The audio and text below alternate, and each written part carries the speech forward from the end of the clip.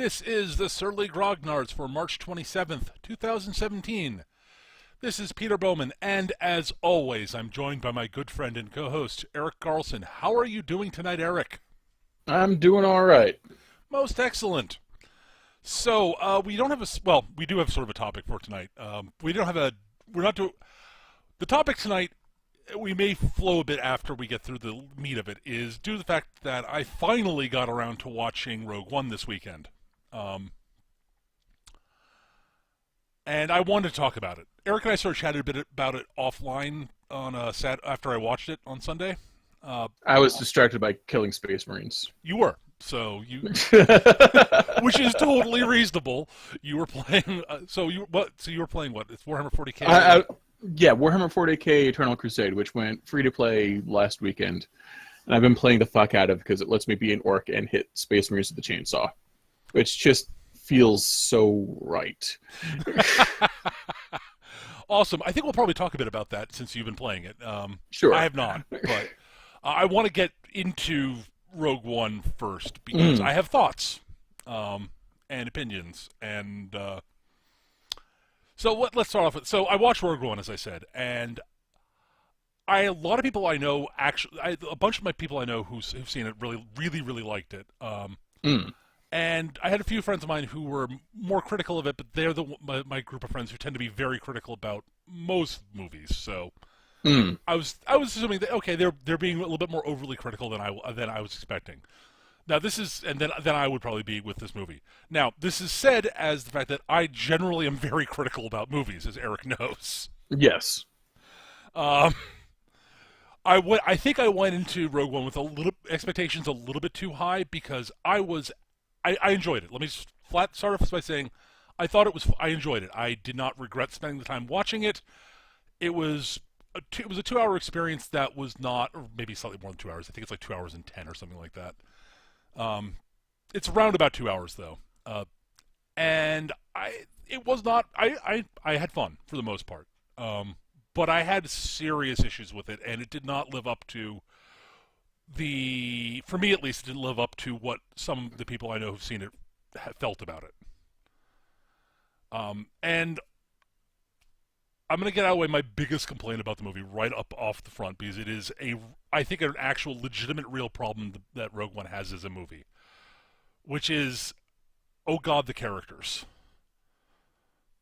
And it's a legitimate complaint. I mean, the characters are archetypical, and you're basically given like a couple traits for each character because it's a huge cast. Yes, it is. It's a big cast, and you only got 2 hours to get to know these guys, so you give a few traits to each of them and go. So yeah. I'm less worried about that because they have so many, and yeah, I mean the two leads, Darth Vader and the droid.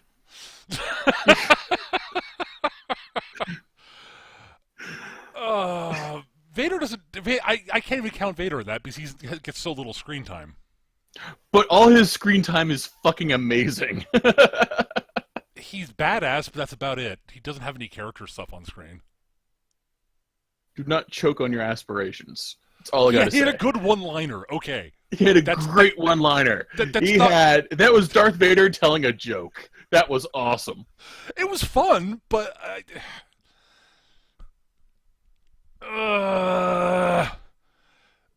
the problem. I mean, it's a real problem that like I have trouble remembering characters' names. Yeah, but I'm always bad with names, so that's nothing new for me. I don't normally have this kind of problem, though, Eric. Okay. Yeah, like I remember Force Monk. I remember Heavy Machine Gun Guy. Yeah. Your guy's name sounds like Cassius. I remember the droid, and I remember Jin because her name gets said every 15 seconds. Yeah, Jin Orso, I remember now. Though when we talked about her on Sunday, I actually forgot her first name. Okay. She is one of the most. I want to like Jin Orso. I really want to like Jin Orso because there's a lot about her I think is really cool. But oh my God, she has no personality, Eric. Well, she's the the audience insert character. And somewhere along the line, everybody on Earth forgot how to do those properly. Yeah, yes. Like they're required to have a moderately tragic backstory and otherwise be bland and easy to see yourself in their position. And I'm so sick of that character. That character trope, honestly. Like, you can do an audience insert character and have them not suck. Yeah. Luke is an audience insert character. Yes. And he was from 30, 40 years ago. Yeah. Honestly, I can tell you where part of the problem comes from with all of this. As you said, it's a big cast. But there are really only like 5 major characters that we see on screen for a large chunk of it, maybe 6 if you want to count Bodhi, the pilot dude. Right. I'm looking at a cast list now, so I can remember this stuff. Like there was zero chance I'd remember most of these characters' names outside of Jin. Right. So there's Jin Erso, Cassian Andor, the droid K2SO, the Force Monk Chirrut Imwe. That's his name. The heavy machine gun dude Baze Malbus. That's a much better name. Mm-hmm. And the defecting pilot Bodhi Rook. See, I didn't know his first name was Bodhi, but somewhere in the back of my head I knew he was called Rook. So yeah, that's our sort of cast of our real main cast of our heroes, as it were. And the droid, come on, K2 was awesome. K2 was listed in there. Oh, was he? Okay. I said K2SO. He's the third one I listed off. Okay. You should have listed him again. He's that cool. I really like the droid. He was fine. He was fine. All right, so here's the thing. The actors do a pretty good job with what limited character stuff they have to work with. I thought Felicity Jones did an admirable job with a remarkably bland character. She pretty much made the character as memorable as could be expected. And there's some really good moments between both her and Cassian and her and K2. Yes. Nice. One of the best lines is, "I'm with you, Jin. Cassian said I had to." But there are these characters whom, if you watch the movie, you pick up on the tropes the movie has. You know what the end result's going to be. I don't want to spoil that this early in the recording, but spoilers are going to happen. So, it's Dirty Dozen in space. It really is. That's all and that's what I expected going in. Right. The thing is, okay, so you have the Dirty Dozen in space, basically. Dirty half dozen, really, but with extras thrown in that are also doomed. And we get Jin's backstory, so we know where she's coming from to a large degree, which helps. The problem is it's really hard to feel any connection to any of the other characters and feel moved by what's going to happen to them if we know nothing about how we got to where they are. We've got some cryptic hints about Cassian's sort of background, basically doing dirty work for the rebellion. We have no idea. We have no idea what K2's backstory is and what he's been doing for the rebellion, other than working for Cassian for a while. We've got snippets about Chirrut and Baze, Force Monk and Heavy Machine Gun Dude. They work for the temple on insert planet that I can't remember and don't really care. At the old Jedi temple. It's sort of the J. And I'm guessing that, Donnie Yen's character, Chirrut. By the way, Chirrut Imwe is badass and is played by Donnie Yen, and yes, I know nothing about the character other than I was a monk. I'm blind. I kick ass. That's largely the role the role he needs to play, and there's not a lot of screen time to flesh out everyone else. I Because they also have to have screen time for, well, some pretty kick-ass action scenes. yeah, Like there were some action scenes in there that despite being admittedly largely empty from a narrative point of view, really kick-ass. Like the entire fight over the shield gate was freaking amazing. for the most part, I agree with that. That was probably one of the best space battles I've seen since Jedi.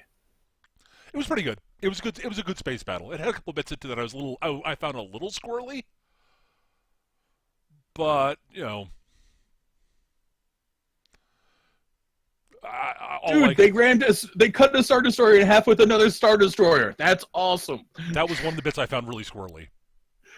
That was great. I was able to wrap my brain around that eventually by thinking about it, but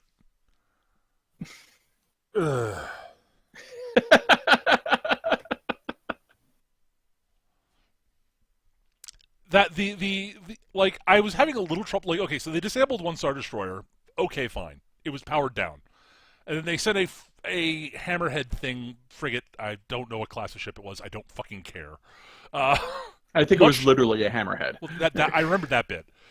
And to shove the disabled Star Destroyer into the gate to break the gate so the message could get sent out. Okay.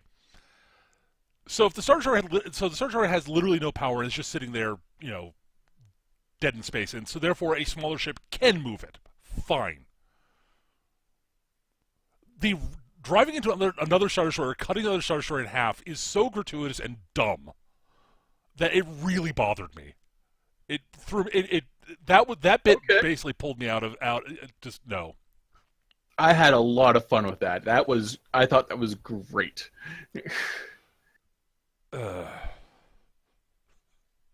Again, theoretically possible, but should take way more time than it did. And I understand it's Star Wars. This shouldn't bother me. It's fucking Star Wars. I know that. But it had, honestly, had the ship they were doing that with been not as so minuscule compared to the other ships, it would have bothered me so much less. The thing's engines and a ramming plate. It's a brute ram ship. But it isn't really.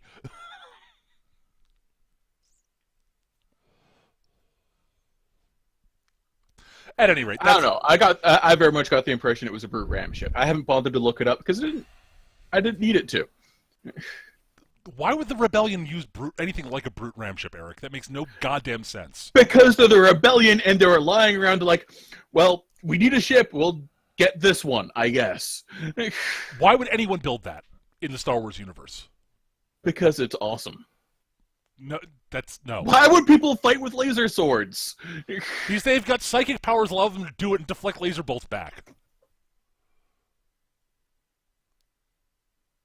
Duh. Right, I forgot that. Okay, there's your answer. Space magic. That is why they would make brute ram ships. No, they wouldn't. Magic. No. Irrelevant. Not really tied to my major problem. As I said, that one moment pulled me out of bizarrely. It shouldn't have. I agree completely. But for some reason, it pulled me out of my suspension of disbelief during the combat scene, which is really fucking rare for me in Star Wars. I'm sitting there watching, space fighters, fly like airplanes, and that doesn't bother me. And I know that's fucking not possible. I know this shouldn't be bothering me as much as it does, but it does.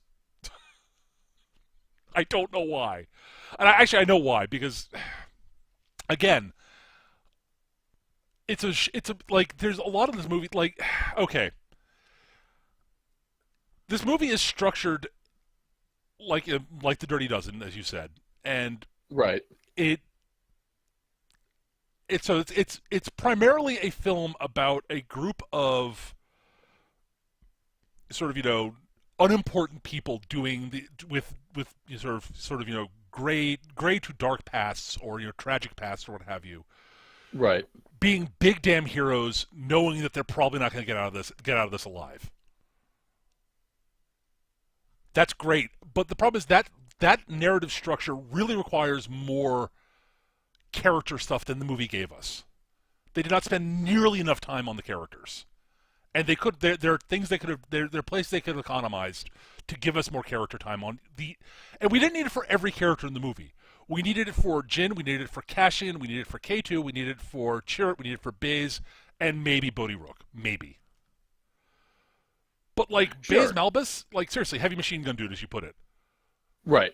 What do we know about him other than he is Chirrut's buddy?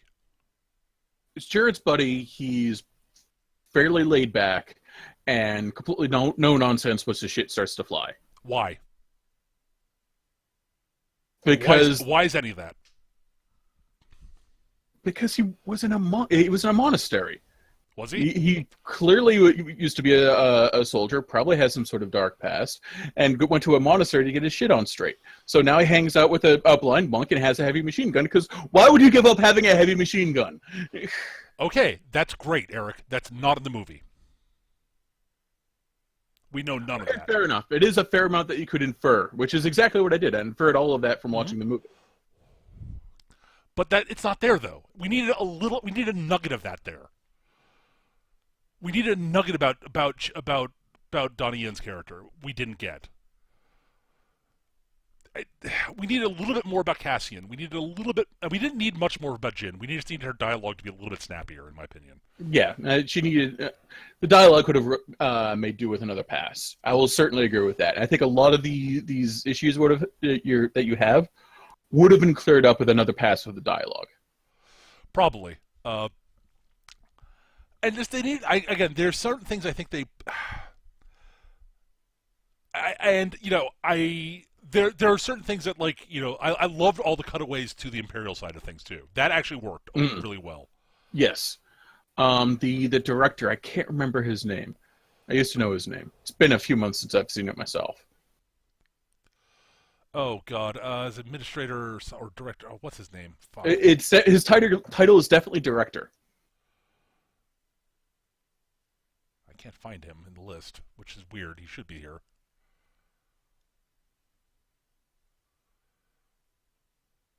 Oh, Kenrick, that's what it is. Yeah. Okay. Krennic, yes. that's it. Krennic. There Krennic. we go. Krennic. Yes. Director Krennic was actually really cool. He was actually in this limited screen time we got of him. I got more of his personality than any of the heroes.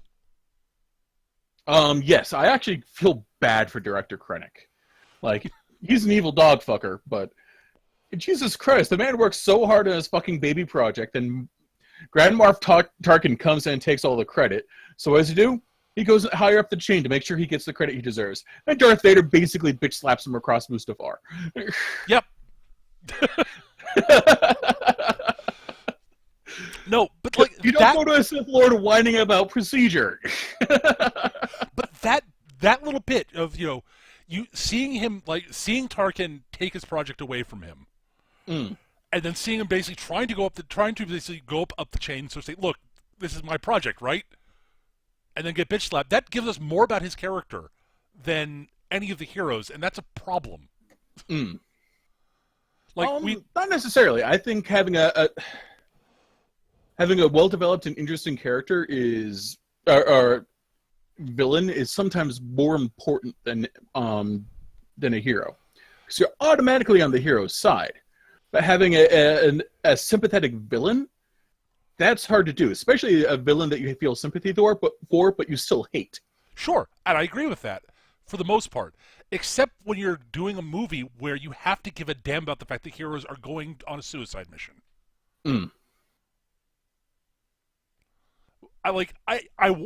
We desperately needed to have it desperately needed a little bit more to make us really care that these guys are that most of this crew, if not all of it, are not coming back. Because I said it was. Hey, I cared when KS2 ceased function. That was the best death of the bunch. Yes, and he went out like a fucking boss. Honestly, the characters whose moments I felt most for were him and Donnie Yen's character, Chirrut. Yep. Donnie Yen did his damnedest with that character. Yeah, and Because Donnie Yen is fucking good at his job. He's awesome. I love him. And again, I'm not knocking the actors in this in any way, shape, or form, or the direction of the characters, really, because they did the best they could with a very limited script, in my opinion.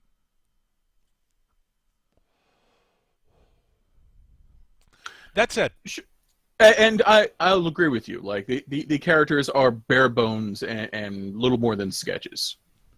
Except for Kirik, Dr. Kirik, K2SO, and well, we don't need any introduction to Darth Vader because he's Darth fucking Vader. Darth Vader's sort of. I'm not gonna. Darth Vader was fine. It was fun to have him there. It was fun to have Tarkin there. Honestly, Tarkin was more interesting than any of the heroes, also. But it's fucking Tarkin, so yeah. Yeah. It was Tarkin being a complete bastard. Oh my god, he is such a bastard. He's such a prick. He is so. What's the line? We need a statement, not a manifesto. One reactor.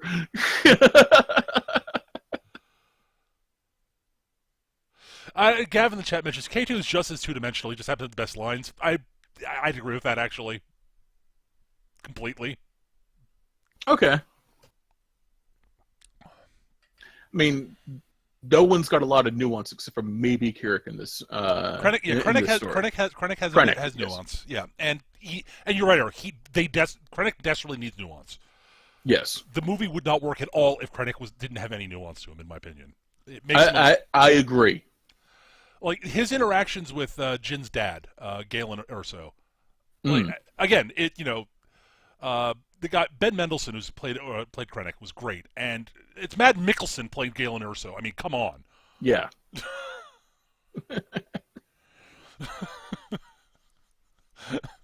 Here's the thing. I actually found Galen to be the least interesting character of the whole bunch. Oh, he was. He wasn't an interesting character.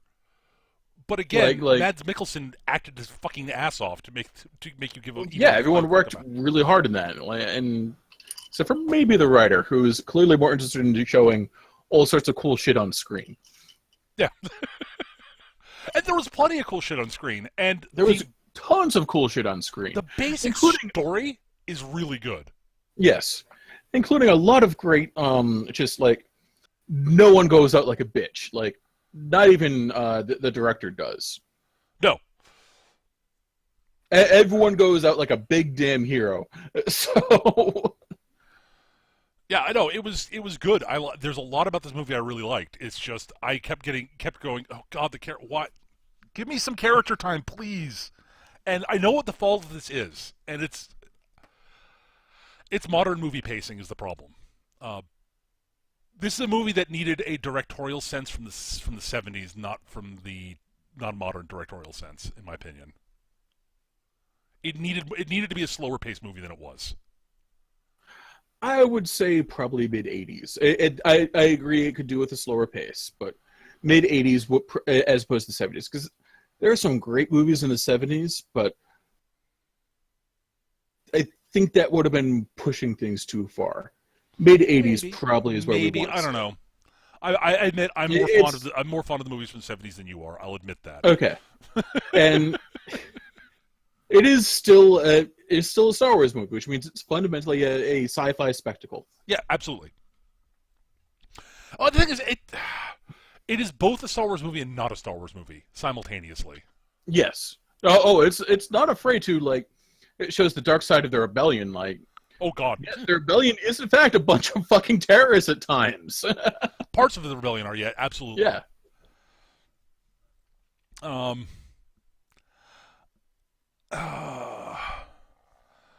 The only other thing I'm sort of a little sort of the other thing I'm sort of a bit miffed miffed is the wrong word.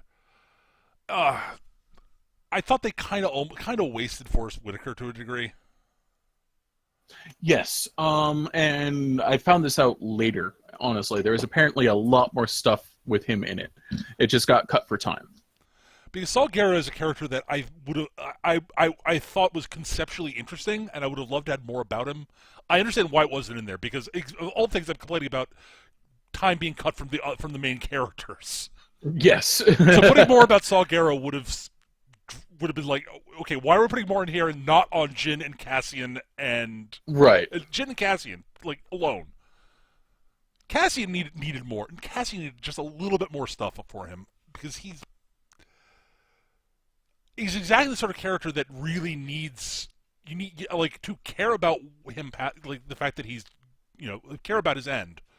It really needs more time for him to. We need more about him so we can really care about him. Here's the thing about Cassian. You find out a lot about him through his actions, but you don't find out anything about his backstory. Like, we know he's somewhat ruthless, and but cares a great deal about the cause and the people under him. Yep. To the point where he will murder allies in alleys to protect them. Like he shows, like that's how you meet him. He kills a fucking informant because he's leading the troops to him. Right. No, and given what type of character he is, that's actually it makes sense. Yep. It's not admirable, but it explains the character. Yes, it informs a great deal about the character. And at the same time, you see him acting begrudgingly, doing this whole like begrudgingly what's the word I'm looking for?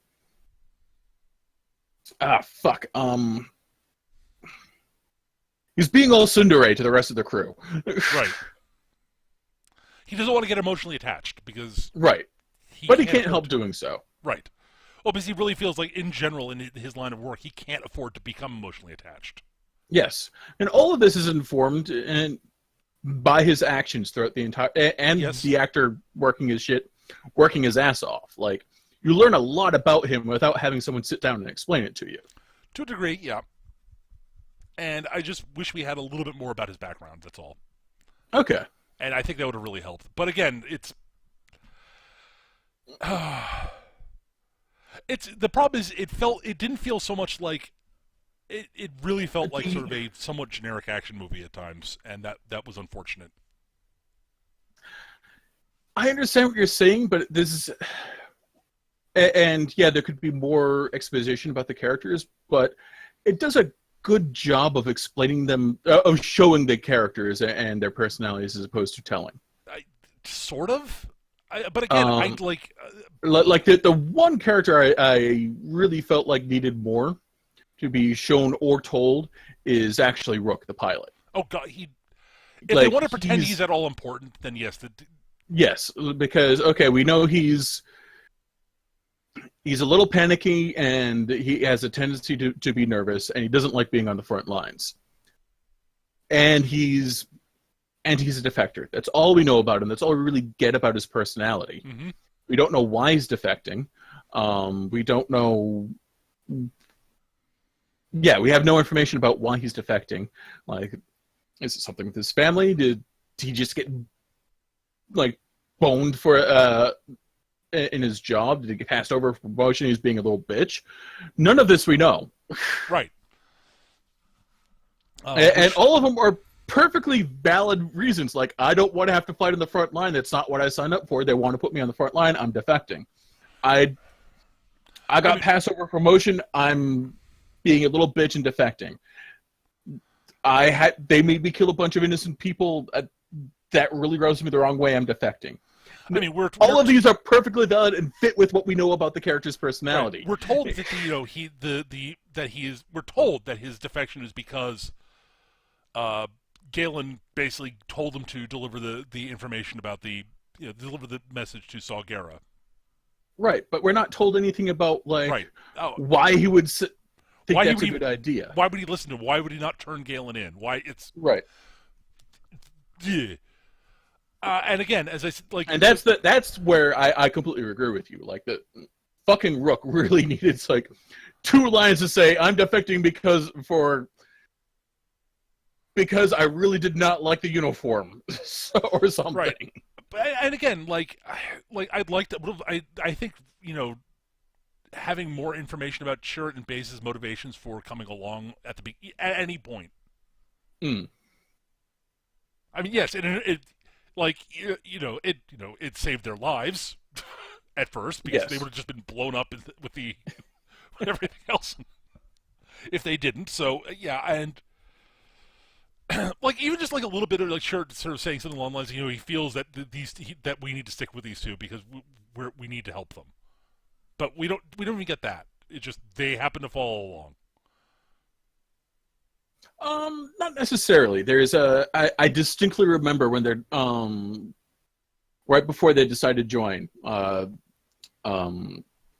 heavy gunner guy whose name I can never remember, despite it being a good one. Baze. Baze Malbus. Baze looks at Chirrut. Chirrut seems to sense it and gives a nod, and Baze shrugs and follows them. Yeah.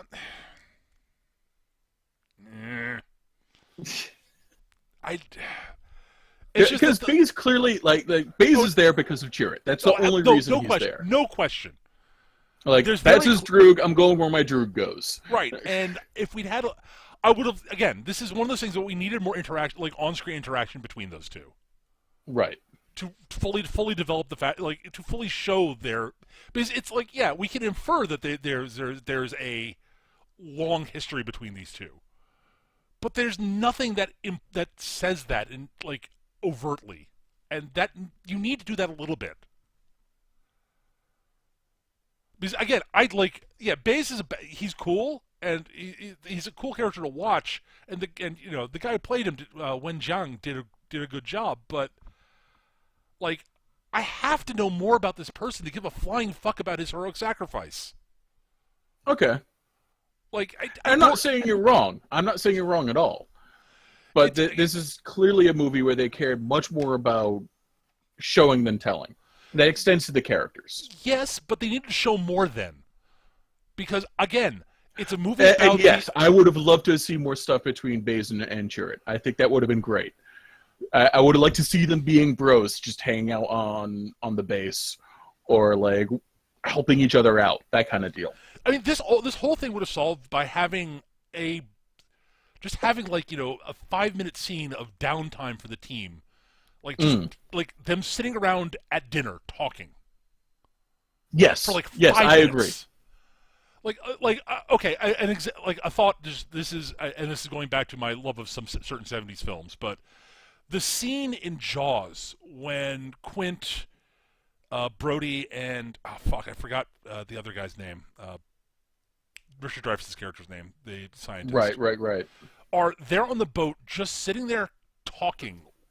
At night on the sea, and then they start singing. Yes, and then the shark attacks. And swapping stories. That 5-10 minute scene did so much for those developing those characters, and Rogue One desperately needed that 5 to 10 minutes somewhere in there,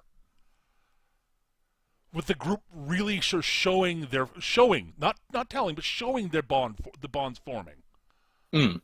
No, I agree. That's just a brief scene like that. Them playing cards, or right? Yeah. Actually, it seems them playing cards.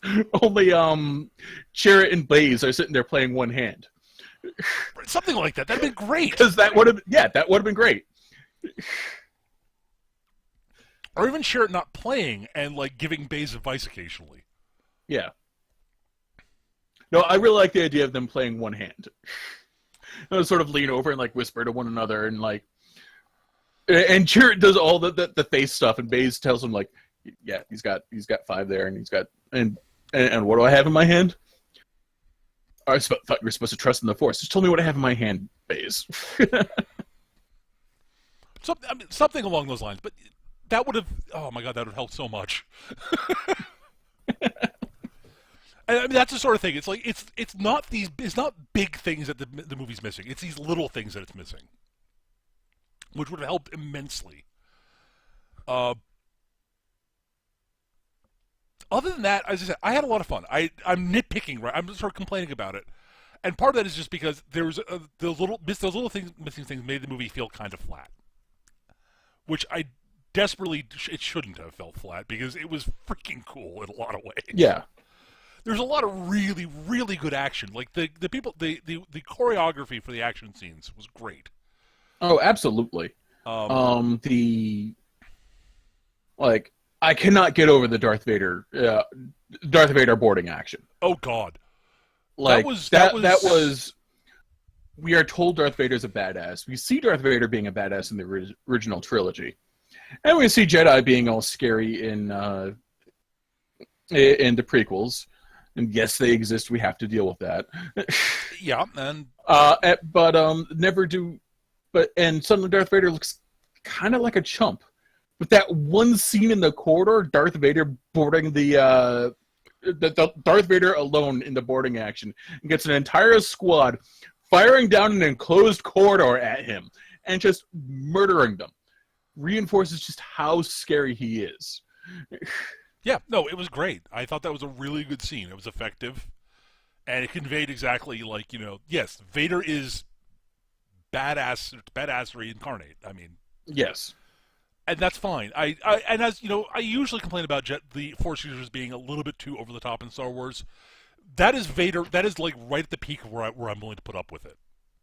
Yeah, and it's very much Vader fighting like Vader, not doing like the Yoda backflip buzzsaw.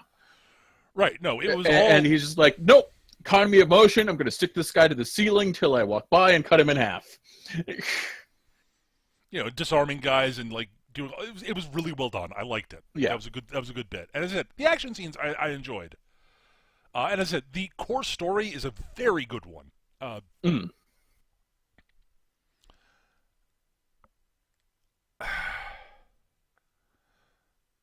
So yeah, I enjoyed the movie immensely, but as I had a few issues with it. I never would have known that. Yeah.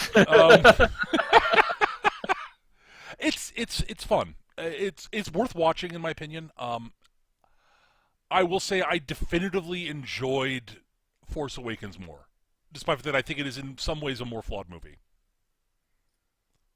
I'll agree it's probably a more flawed movie because The Force Awakens it's a New Hope over again. Yes. It does a good job of it. It does exactly what it needed to do, which was reinforce that to the public that yes, Star Wars is back. We remember how to do it. We listen to you. It's Star Wars again, guys. Yeah, I mean, and that's what The Force Awakens did. Rogue One was one of the things I really appreciate about Rogue One was that outside of Darth Vader and some stuff with Chirrut that could be attributed entirely to just being a lucky blind old master, is that there's no Force bullshit in it. There's no Jedi. There's no Destiny. No, it's just a bunch of guys fighting against scary motherfuckers in vaguely skull-shaped plastic helmets. I agree. I like that. And they're not even like the best of heroes. I mean, the thing is, most of the people are like that. Most of the characters we're introduced to are the whole point about them is, yeah, they're people. They're not important people, but they're all skilled. They're dangerous. Yes. Like Baze is a badass, but who knows? You don't know who he is. Cassian is a badass operative. Yep. Jin clearly, has picked up more than a few tricks over the years. And K2 is a remarkably dangerous droid. Yes. Like the animation with K2 is pretty impressive. Oh, like yeah, absolutely. Just the amount of emotion that can be conveyed with his head tilts, like there's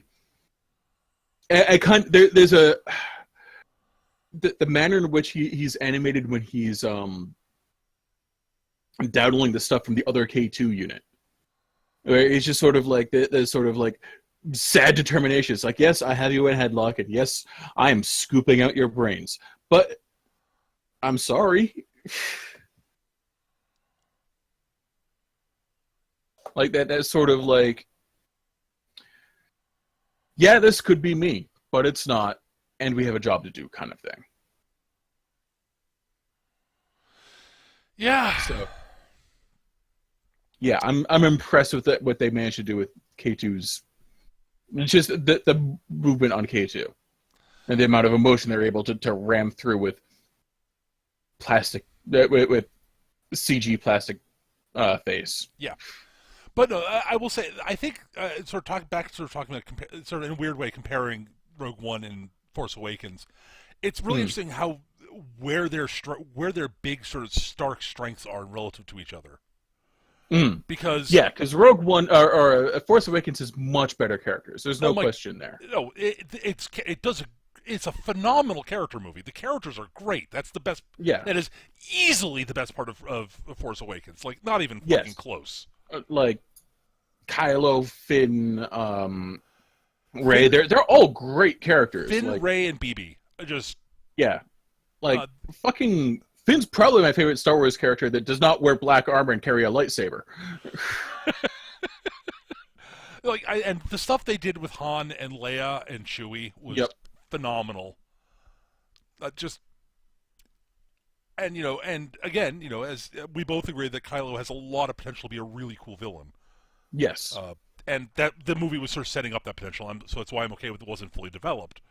I just wish General Angry Pants had actually been a character. I can't remember his name. I don't want to fucking bother remembering his name. It was something. I remember it being something like vaguely comically mundane, like General Hank or something. Let me see if I can find this because it was. Oh my god. Huck. It was Huck. I remember now. Yeah. All I could think was Huck Finn's become a space Nazi. Yeah, just like, oh my god, really? Hux. No, it's Hux. It's Hux. You're right. Okay. Like, just I can't think of it as anything other than General Angry Pants. And Poe Dameron was actually fairly cool too. Yeah, I liked him. Poe is getting set up to have a more interesting arc for the next movie, I think. From what I understand, they were actually not originally planning on keeping him around. He was supposed to be sort of a one-off, show up and get. Yeah, I think he was supposed to die. But they ended up bringing him back, and I'm totally down with that because he was fucking cool. But, oh, okay, well done. And hopefully they do something with Captain Phasma in the next movie because, dear God, they got Gwendolyn Christie. Do something with her, please. Yeah. But yeah.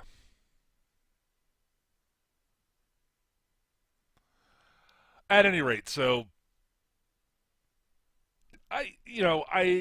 but the actual sort of core story of The Force Awakens is kind of, it's a retread of A New Hope. Yeah, and it's almost an exact retread of A New Hope. And it doesn't do it as well in some points, which is kind of a problem. Yeah. But it makes, and that's, no small part due to the fact that, what's his bucket? J.J. Abrams is, he's good at character stuff, and that's really all he's good at. He's a giant fanboy that doesn't know how to plot a movie. No. Or a TV series.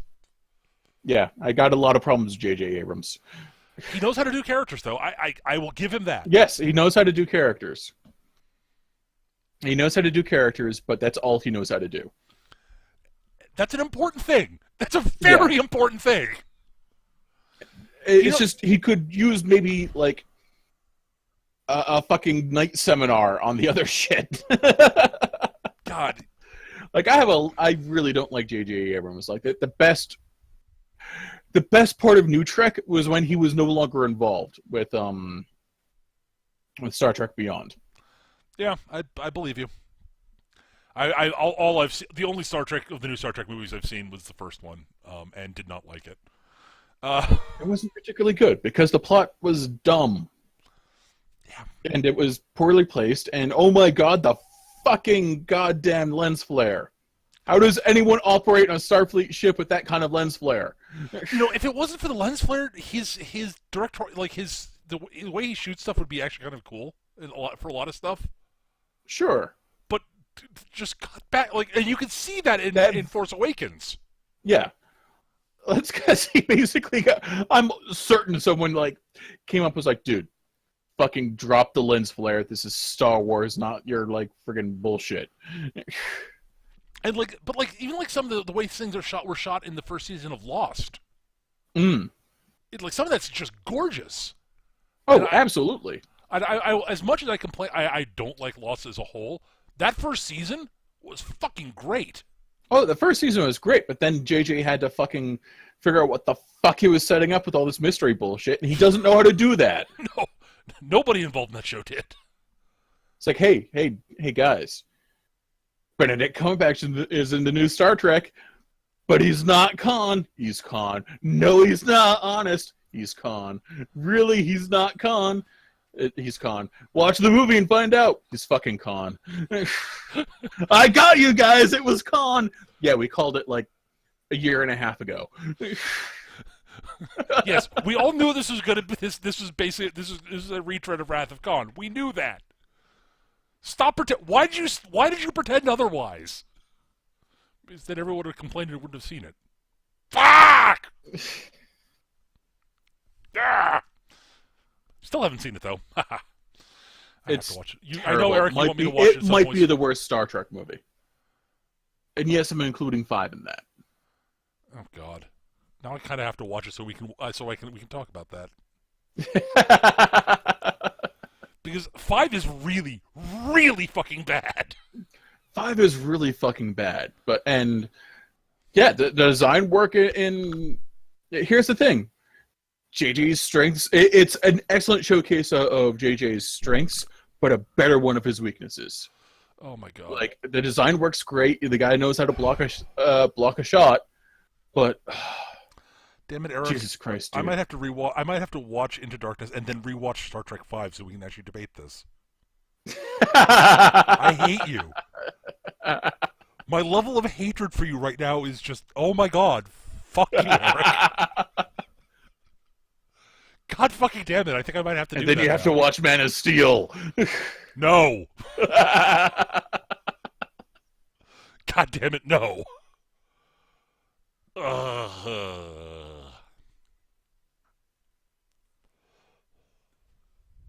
So yeah, I Rogue One. I think it's a story that needed to be told at some point. How the rebellion got the Death Star plans. And I'm glad it was done the way it was done. As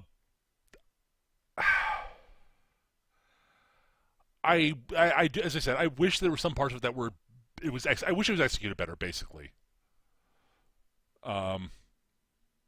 its execution was. As I said, it's so hit or miss is what it boils down to. Yeah. What it gets right, it gets really right. What it gets wrong, gets wrong. I wouldn't say it doesn't get anything really wrong. No, it doesn't get anything really wrong. We're not talking in Star Trek Into Darkness here. Right.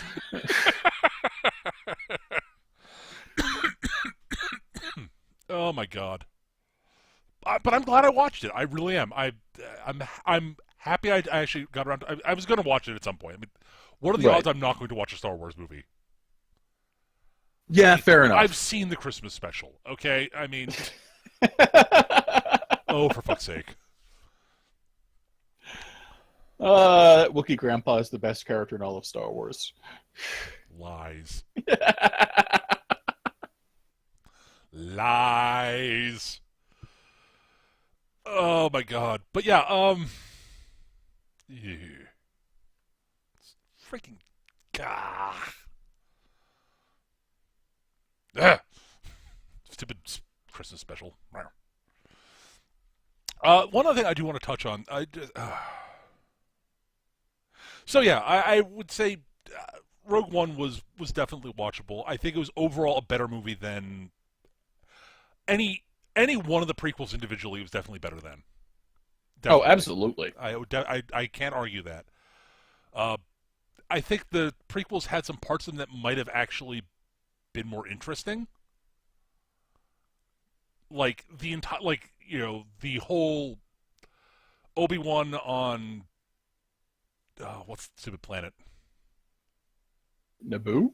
Not Naboo. No, no, second movie. Investigating the clones. Geonosis? Oh yes. He ends up on Geonosis. That's the desert planet with the bug monsters. Oh shit, I know this. It begins with a K or something. At any rate, Obi-Wan's investigation into the clones. Kamino. That's it, Gav. Thank you. Kamino, yes. But that whole thing with Obi-Wan investigating the clones, with him going to Kamino, running into Boba Fett, ending up on Geonosis, confronting Grievous, that whole bit is really well done. I will stand by that. That's like, a good third of the movie. But then you have everything on Naboo with Anakin and Padme. Oh, for fuck's sake.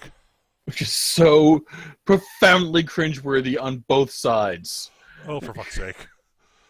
Oh, for fuck's sake. Yeah, like... And also I'd say they deserve each other, but I'm amazed that they got that far. And honestly, like, the worst opening teaser of any of the Star Wars movies, like, by a noticeable margin. I don't remember what the opening teaser was. That's the landing on Coruscant with the body double and... Oh, right, and the explosion, right, yeah. Like, yeah, the luckily that was my double. The one thing Lucas is actually good at, they actually dropped the ball on in that movie. Yep. Fuck. But yeah, that part, that whole plot thing bit there, really cool. Actually, the other part of the movie that was actually really cool was actually seeing how Palpatine is actually setting both sides up against each other, so no matter who comes out on top, he wins. Mm. That was also pretty cool. Seeing Palpatine's plan is actually like, okay, that's good. Well done, you bastard. Yeah, because Palpatine's good at his job. Well, he's the most... Just being a scheming dog fucker. Honestly, he's one of the most interesting characters in the prequels. Yep. And he's the villain, so that makes sense. I mean, it's important for the villain to be interesting. I just wish they'd made Anakin not suck. Or actually have Anakin's fall to the dark side actually, happen on screen. Other than, I'm dark side, I'm evil now.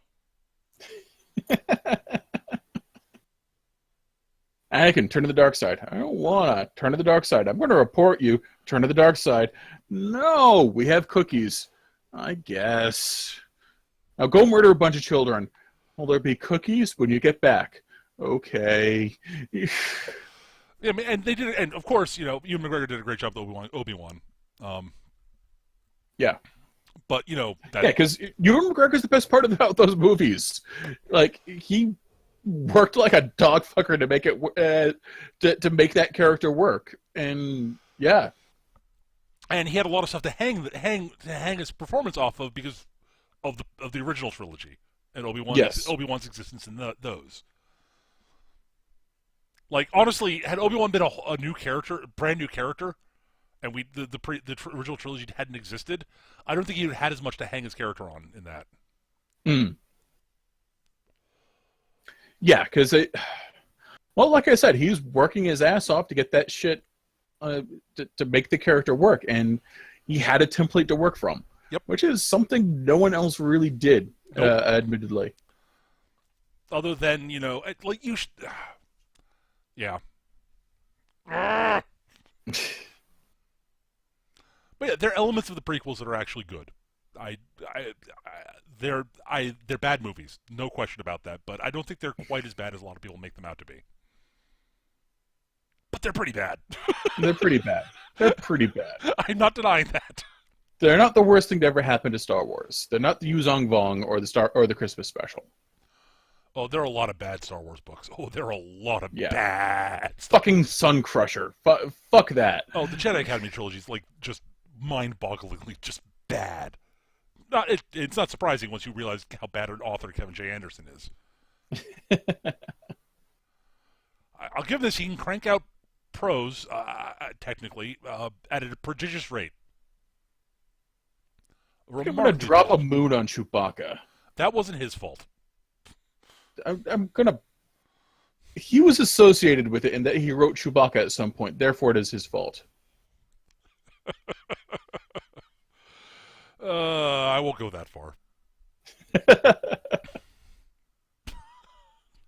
Just so stupid. I want to make sure Chewbacca gets an appropriately epic death. What are you thinking? Like Last Man on the Bridge kind of deal? We're gonna drop a moon on him.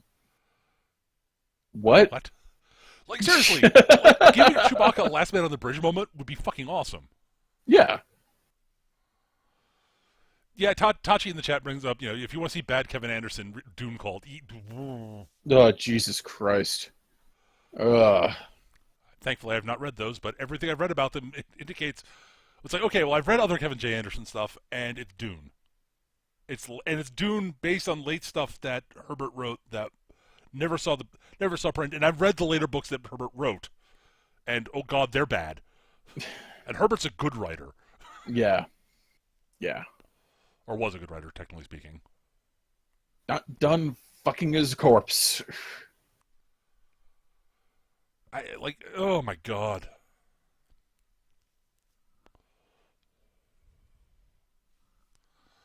Yeah. But yeah,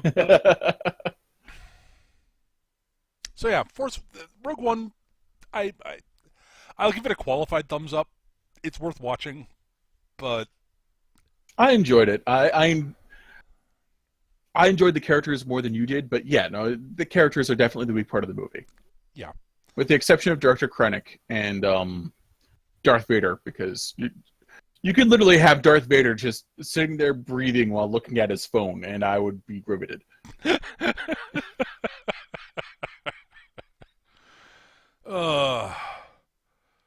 Vader is he has presence. That there's no question about that. It's something about the character design and the effect of the rebreather thing. Just it works brilliantly. And we also have a lot of stuff to remember about Vader being awesome from the original trilogy. So because it's Vader.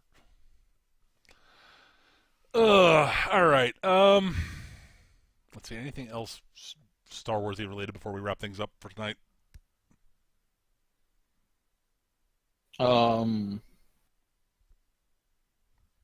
You before we go, actually, you have seen you've seen all of Clone Wars, right? The cartoon. Yes.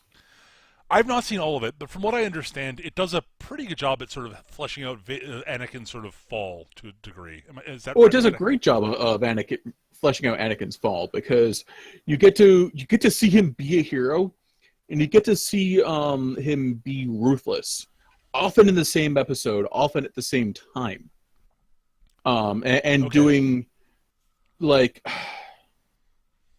Anakin's solution for everything is violence. And he's really good at justifying that. Okay. And to the point where you agree with him at the time. And it's not until later it's like, oh, I guess that's how you fall to the dark side. Yep. And you can see him being compassionate and fun and interesting. You can understand why Padme falls for this guy, for example. Why... Not that Padme's a terribly interesting character either. And yeah, no, Clone Wars are Deem's Anakin Skywalker. Okay. And, I wanted to ask about that. It's a damn shame you didn't get more of that in the prequels.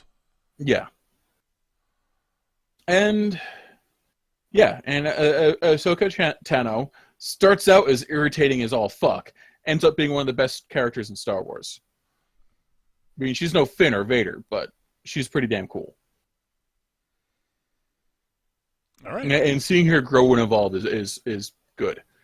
Not to say that Clone Wars doesn't stumble a lot in the first season. Yeah. Like, it spends a long time trying to figure out how to be a kid's show before deciding, you know what? We're Star Wars. We already count as a kid's show. Let's just do what we're going to do. Right. So, all right. Yeah, I think that's going to do it for this week. I think, All right.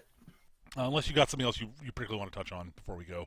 Oh, I forgot I did want to, not Star Wars really, but I did want to talk to you a little bit about 40K Eternal Crusade. Oh, okay. Because you've been Here's the playing thing it, and about I figure you should get a chance to talk about it a bit. sure. Here's the thing. I don't know if it's good, but I'm enjoying the hell out of it. And a Right. lot of that, not gonna lie, a lot of that has to do with the fact that it's in 40K and I get to be an orc. Right.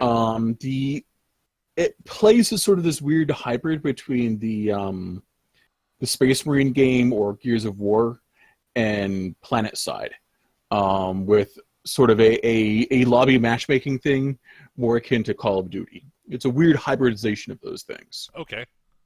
So you get your tanks and you can deploy out of your rhinos, trucks, Falcon Grav tanks, whatever. You can set up different loadouts. There are different classes that you can choose each time you spawn.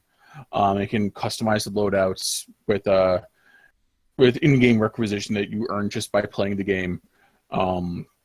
Visual customization requires you to spend money, which is annoying, but yeah. Although there is some visual customization that happens as you play the game and you earn it and you level up, basically. Like, for example, orcs can get iron gobs of different sorts by... You play the game, you earn experience, you spend the advancement points on different things, like make this weapon lighter so I can carry more other equipment, or gain access to an iron gob, which gives me plus toughness, that kind of thing. All right. And what I appreciate most about it is that it has a melee system that doesn't suck balls. Ah. And like, it is not either utterly useless or an instant kill. All right. And the way melee works is very sort of rock, paper, scissors. You've got quick attacks, heavy attacks, and parrying attacks. Parrying attacks block quick attacks and stun. Quick attacks block heavy attacks. Heavy attacks block parrying attacks and stun, and do more damage. And there's a lot of dodging and getting around people's guards and trying to second guess what they're going to throw next in the melee. And that's pretty dang cool, not gonna lie. Cool. Nice. So yeah, you will see me running around screaming "Wow" with a big chainsaw axe, beating up Marines and Eldar. Though fucking Eldar are infuriating. I'm convinced they have more dodge stamina than anyone else because they are slippery as fuck. Of course, if you can actually hit them, they go down like a ton of bricks. So. Okay. My one other thing is they've locked the you have to go premium, which increases the amount of XP you get, and unlocks the jump infantry, Salt Marine, Storm Boys, Swooping Hawk, that kind of deal. Okay. So yeah, and yeah, there is something to be said about like slipping into the enemy base and then playing merry havoc with their heavy weapons teams running up and down a catwalk with a chainsaw. Up until they realize what you're doing, all turn around and fill you full of bolter fire. Nice. So it sounds like you're having fun. I am enjoying the hell out of it. And I'm glad it's free to play because I can't afford to actually buy it right now. There you go. All right. I'm glad you're having fun with that. I've not really been playing anything new recently, so nothing to bring in there. So yeah. I think that's going to do it for this week. Thank you, everybody, for listening in. I hope everybody had fun. We try to save time at the end of each episode for viewer questions. We went on quite a bit about Star Wars today, and don't have a lot of viewer questions right now, so I figure we'll save them for another time, the ones we do have. But if you do have questions you'd like to have answered on the show, we do love viewer questions. We do like answering them. So do send them to us. Our email address is surlygrognards@yahoo.com, surlygrognards@yahoo.com, or you can just leave a comment in the YouTube recording. I do keep an eye on those for viewer questions and the like. If you got feedback for us, constructive criticism, things we can do to make the show better, we love getting that, so please do send it to us. Same places. That really is the best, honestly. Same places. And if you got show topic suggestions, things you'd like to hear us talk about on a show, we love those. Believe me. Yes, those are also the best. It means that we don't have to faff about trying to come up with a topic for this week. Fortunately, we didn't have to this week because I had something I wanted to talk about. But if we don't, it's really nice to have something to fall back on. Also, it means that we get to talk about the things you want to hear us talk about. We primarily on the show try to focus on tabletop gaming in general, but we also obviously talk about movies and comic books and cartoons and anime, which are a type of cartoon, and video games, etc. Which are a type of cartoon. But if you've got topics, we'd love getting those. We really do, guys. So email them to us or drop them in the comments, etc. Other than that, we record the show most Monday nights at roughly 7 p.m. Eastern here on hitbox.tv/mecha-gm. I tweet out when the show is going to be going live, so keep an eye on my Twitter handle. My Twitter handle is @mechagm, no dash in there. So just other than that, though, I think that's going to do it. Am I forgetting anything, Eric? I think you got everything. Excellent. We'll probably listen to the recording later and go, shit, we forgot about that really important thing.